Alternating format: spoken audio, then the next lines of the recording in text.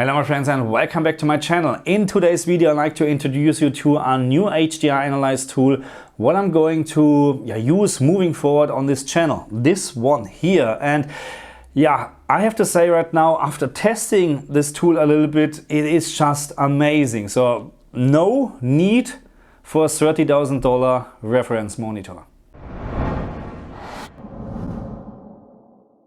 Okay, so before I start now and show you a little bit more of this tool, let me just thank a couple of people. So first of all the credit for this tool goes to Lilium Endless Flowering. He developed or programmed this tool, and by the way, this is part of ReShade. Okay, so we're using ReShade actually in combination with our video player right now to actually have real-time HDR analyzers coming from the Xbox. So this right now is the Xbox, and the game is grounded, and I can analyze HDR right now live, absolutely live, and this is just fantastic. Okay, so again, credit goes to Lilium Endless Flowering. Thank you very much for this, to actually make this happen. Special thanks to JDSP, because he made a video about this tool actually, and he actually shared a lot of tips with me, and I talked to him over Discord and stuff like that. He helped me a lot to figure out actually a couple of issues what I have, and I will share this with you in a minute, because I would like that you can use it in combination with Elgato Card as I can use it right now. But it was a little bit of a adventure, let's say like this. And of course Plasma TV for gaming, because he is testing a lot in terms of ReShade on the PC. Okay, so I'm not an expert when it comes to ReShade at this stage. I know how to use it, I know how to turn it on, but there is so much stuff to do. I mean, if you just press the home button here, you have, this is just this HDR analyze tool right now for the console in combination with a video player. And I'm going to show you this in a second, very detailed. But you have here already so many options, and ReShade on its own in combination with PC and all the tools and all the whatever you can use for the PC, it's gigantic. It's like crazy. I don't know how much stuff is there actually available, but crazy good. But this is what I was looking forward, because I'm mainly focused on my channel, of course, to do HDR analysis on the console, but I will move forward, because after I bought my 4080 for my PC, it's time to play PC games again. And yeah, I can use this tool here, or this overlay, in PC games as well. And you can do also real-time measurements. Okay, so HDR measurements. This is absolutely crazy. So what I'm going to do is I put a couple of links in the description where you can actually see JDSP's video or videos about this new tool on the PC, and also in combination with the MVP player, because that's the one we're using. Here the MVP, I don't know. I can't show you actually the player right now, because as soon I'm going to the desktop, my recording will stop on the screen, and of course that's not what I want. Anyway, so I'm going to share this in a second with you, or it's in the description. And I would say, before we start looking at a couple of options what we have here in terms of let's say showing heat map instead of the real picture and stuff like that, I'm going to share what is necessary actually to make this, or to get this running as it should be. Okay, so the first thing what happened when I started the MVP player, sorry, that's the name, for the very first time in combination with this tool here, so MPV HDR testing. There are all the shaders in, and all those links or all those files are in links in my description. And I just made up a little bit of a small batch file to not have all the CMD command lines always to do. But this is what happened when I started it the very first time, and you can see the colors are completely wrong right now, and you can also see it's maxing out to 4000 nits at the moment, which is not correct, because we right now, it's going to be dark in this game right now. So this is what has happened the very first time. So, and I couldn't figure out what is wrong. So I'm using an Elgato capturing card, the 4K Pro MK2. I think that's the name, the internal capturing card. Okay, so, and I never had actually problems with recording games or HDR or whatever, but this is completely wrong. So thanks to JDSP, because he figured it actually out what is going on. So when you start your 4K capturing tool, okay, so we just wait a moment, it should come up. So this looks now much better because capturing card knows exactly what to do. When you go to the settings, you need to change something here. So what you need to do is actually you hold Control and you click on settings and you get this secret menu here, or a couple of different or more settings actually on your Elgato capturing card. And by default, enable HDR tone mapping on device when closing software is enabled. But that's the problem, because as soon now you close the software, it will enable the HDR tone mapping on the device. And that's what the software can't work with. Okay, so all what I had to do is disable this, click on apply and OK, and close the Elgato capturing software. And you go back in and you can see now the colors are correct. But this is something what you need to consider. Always when I'm closing this and I'm going back in, it comes up with the wrong colors again. So what I had to do is quite simple actually, a little bit annoying, but that's not a big deal. You just quickly open the Elgato capturing tool. You don't need to even wait until there's a picture, and then you got the right color format or the right color. So I think this has something to do that even, I don't know, maybe you're closing this software and maybe something gets reactivated on the Elgato capturing card, and then after you open the Elgato capturing software and you close it again, it will disable HDR again. But again, as soon as you do this, maybe it gets enabled. I don't know. Anyway, it's a solution. It's a little bit of an annoying thing, but that's how it is. And maybe at some point it gets resolved. But I mean, look, this is a problem more in my opinion with the Elgato capturing software, because right now it's working as expected. Something just a little bit dodgy. But anyway, that's what you need to consider to get this tool running in combination with Elgato capturing card. I don't know, of course, if you're using something different, if you have the same issue or maybe there's no issue at all. And if you have an issue, I of course don't know how to resolve it. Okay, so now let's take a closer look on the recording, or no, the analyze tool actually, not recording tool, the analyze tool. So right now, let me just quickly check what is my settings actually in terms of HDR, 1000 nits. And this is what we're going to expect actually. We just wait. Oh, the sun goes down, that's bad. But anyway, so I think we have here some specular highlights. This is very close to 1000 nits. You can see how actually this works in real time, because when we're looking around, you can see how this is changing. And maximum peak brightness, when we go, there's no sun anymore. Maybe here a little bit. You can see it's actually, spiking out at 1000 nits at the moment. So this is just fantastic, and not just in terms of finding out maximum peak brightness. Let me just quickly maybe load a different, or let me start. Or let me load a different game. Let me load Diablo 4, because there's also something what I like to show you. Diablo 4 in terms of maximum peak brightness is not very, it's not a great HDR game overall in my opinion, and there are two reasons. So first of all, the maximum peak brightness objects are very limited in this game, and also we have terrible HDR black level rays. And I can show you this now in real time as soon as it's actually loading. So unable to connect, that's really great. That's live, that's what we're trying to test here. Come on, just get me logged in.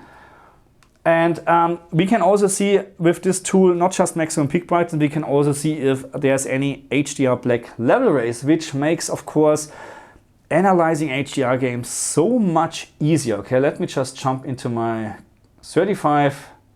level 35 character. I haven't played in ages this game, to be very honest. I would need to continue. But so let's have a quick look here. On the bottom now, the close, it should start with 0, okay? Let's say it like this. 0 would be perfect HDR black level rays. And what you have seen, hopefully, when the game started up, there was no UI interfaces or no display stuff like health bar or whatever on the screen. And you can clearly see where the black level floor is actually. And this is way above we like to see it actually.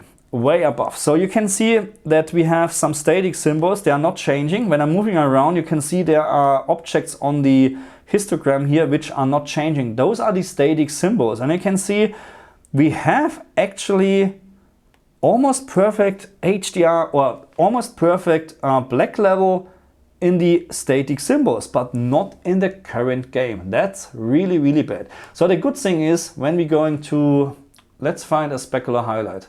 And that's really rare. I told you already, it's really, really rare to find this in Diablo 4, but here for an example.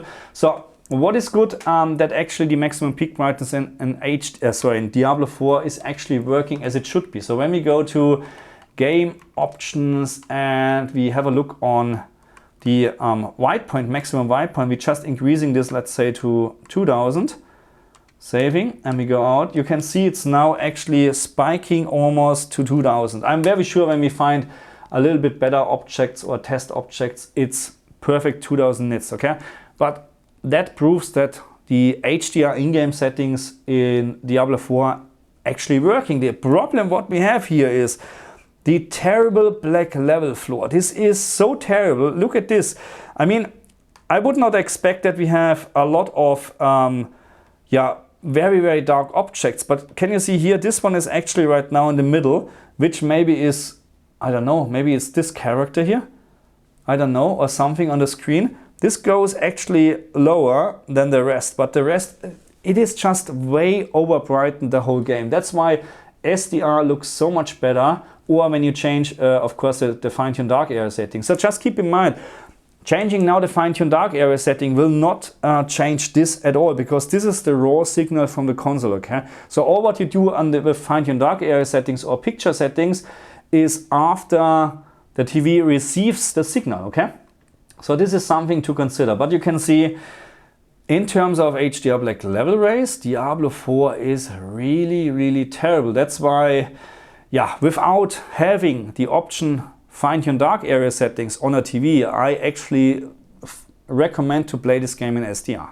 Okay, so let's go a little bit more into detail, or more into details what this tool can actually do. And this is again grounded, because grounded is a very good example in terms of colors, what we actually can see here. And unfortunately, it's very, very, it's not very big enough. That's actually the biggest font what I can use.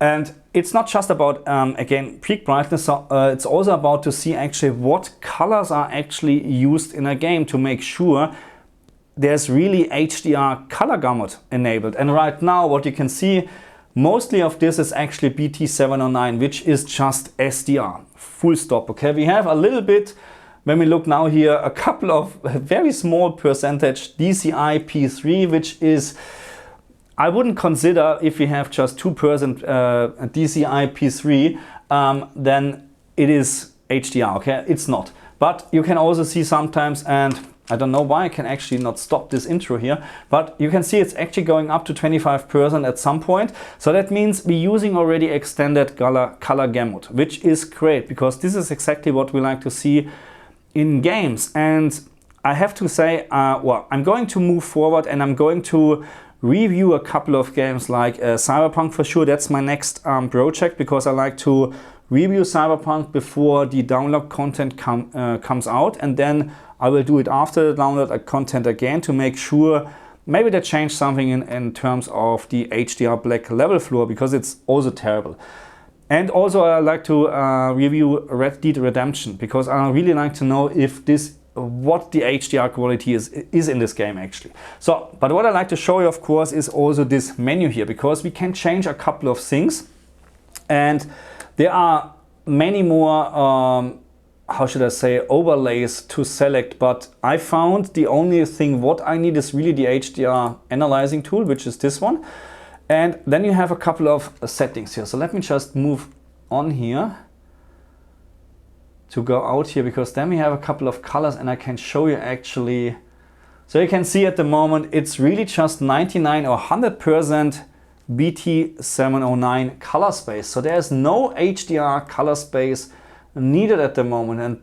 And in many games you have actually this symptom, or not symptom, but it's in many games. It's happening in many games. That's why there is not much of a difference sometimes between the LG G2 or my S95C, because the color space is not used on the S95C. So because this is no problem at all at the moment for the G2, even me going up to 20% or whatever with DCI-P3 color space, no problem for the G2. So I'm really need to find a game actually which is using the BT 2020 color space, but I think maybe with Cyberpunk I'm lucky. But anyway, so what we can use here also is we can of course turn off all these stuff and the histograms, and we can change the heat map cutout actually from no, there's no impact right now because we have of course now there's a little bit of impact, but we have no so that's the heat map. So we can show the heat map we can just show the heat map, which is very good, because then you can see actually where is more than SDR signal. Okay, so everything what is gray is SDR signal, or SDR brightness, sorry, SDR brightness. And you can see this here on the histogram as well, 100 nits SDR, okay? Everything above 100 nits is considered as HDR. And you can see this in different colors here, okay? The more colorful, or the more reddish actually, or bluish and violet or lila, whatever, the colors gets, the more, or the higher the peak brightness, okay? So, and we can change the heat map actually. So standard is 10,000 nits, but we can change this to 1,000 nits, which makes more sense here on this TV, because it captures, or it cuts out anyway at 1000 nits, and then that's what we have. We can also, where is my show color space map? No, not this one. Where is my, oh, this is good. We can show color space from cursor position. That means we have now here our cursor BT709. We can move over stuff. And you can see it will show, maybe we have to close this one here. There is just BT, here's somewhere, DCI-P3. So you can see this game almost just uses entirely SDR color gamut. It's really interesting. So there was the, where's my, that's the CLL values. That's, unfortunately I can't make this bigger because it's already the biggest font size, and I can't move it actually. So we have this CI diagram. Not very helpful, to be very honest, because yeah, there are a couple of values missing in my opinion. I mean, you can see that you have, that's probably, I don't know if this is BT 2020 or BT 2020 is just half of this, but you can see that there is some sort, very less green, but I'm not quite sure if this is real measurement or it's everything what is shown on the screen at the moment. So not very helpful in my opinion, that's why I turn it off. Most helpful things, let me get rid of this, it's really in my opinion the heat map, because you can clearly see where are the specular highlights, and we have actually also in terms of maximum brightness, where is my option? My cursor can tell you show CLL value from cursor position. Okay, let's do this, because when we now go here on this cloud very bright, my cursor position tells me right now 800 something. It's very hard. Here we have 900 almost. So this is very great, of course, very great. Let's pause the game. Oh shit, then HDR gets minimized. That's not good. But in terms of HDR analysis, this tool is just fantastic, absolutely fantastic, because you can even every single pixel actually analyze, you know, every single pixel. And this is so great. And you can see again, HDR black floor at this very moment, it's not very nice, but I'm not quite sure if we can expect this at the moment, because it's just probably very bright at the moment. Can you see? Yeah, very bright. So again, in terms of HDR analysis for maximum peak brightness and HDR black level floor, which is even more important, this tool is fantastic. Okay, my friends, so that's it for this video introduction of the new HDR Analyze tool. This is Metro Exodus again. And can you see this? Have a look here. HDR black level floor, let me just quickly start the recording here. HDR black level floor in this game is just fantastic. So this has such a great HDR implementation. It's a must buy, not just because of the gameplay. I mean, the game is also great, but in terms of, have a look here. That's the HDR black level raise in this game. And if you watched my video about the PC version of Metro Exodus, this is so terrible in terms of the black level floor. This is this is just a great experience to play, especially on OLED TVs like the LG G2 or S95C. It's wow. Anyway, that's I think enough for this video. Again, I put a lot of links to JDSP, Plasma TV for gaming and stuff like that, because they know exactly what they're talking about when it comes to ReShade, when it comes to tools like that. And again, look at this HDR black level floor. We're maxing out at 1000 nits at the moment, because this game also supports the PlayStation 5 HDR. Can you see? Almost 1000 nits. Probably have no specular highlights at the moment here. But this is fantastic, and the atmosphere in this game in combination with great HDR. I know it's terrible dark for you probably, but I can see a couple of details here. It's just fantastic. Get this game if you like to show off the HDR capabilities of your brand new TV or any TV. This is just crazy good. Again, do me the favor, check out the links, go to JDSP's YouTube channel, Plasma TV's YouTube channels, and leave them a like, watch the videos, because they're doing really great work. And yeah, I learned a lot from them, and yeah, I'm moving forward. I'm going to do more tests with older games to actually make sure that my analyzers from back then are correct. I have no idea where I have to go, because it's now much easier, and it's you can see on the fly what you're talking about, and there's something moving. Okay, I think that's enough for this video. Okay, do me the favor, check out the links, make sure you try this with your Elgato capturing card or any Elgato or any capturing card what you're using. Put in the comment section what you think about this, and also put in the comment section what games you think I should review or revisit to make sure we have the best HDR experience. Thank you very much, and I see you guys next time. Bye.